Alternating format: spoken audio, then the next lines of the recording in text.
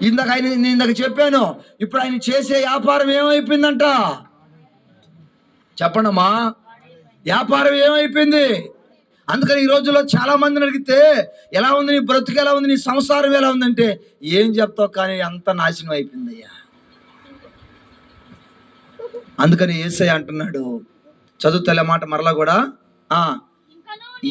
ఈ మాట ఏనండి, ఇంకను ఇప్పుడు దాకా జరిగిన సంగతి తీసేసి, ఇంకను నీ దేశమున బలాత్కారం అనే మాట వినబడదు.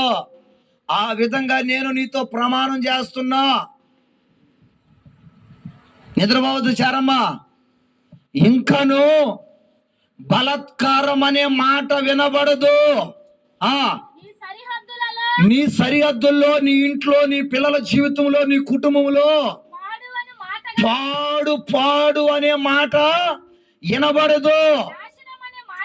నాశనం అనే మాట గాని వినబడదు. ఇప్పుడు దాకా నా కాపురం నాశనం అయిపోయింది, నా పిల్లలు పాడైపోయారు, నా కుటుంబంలో బలాత్కారం జరుగుతుంది అని ఇప్పుడు దాకా బాధపడ్డావేమో,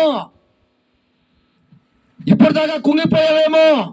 ఈ పునరుద్ధాన ఆరాధనకి చేరి వచ్చిన దేవుని ప్రియులారా, దేవునితో మాట్లాడుతున్నాడు. ఇదిగో ఆయన నీ పక్షాన ప్రమాణం చేస్తున్నాడు.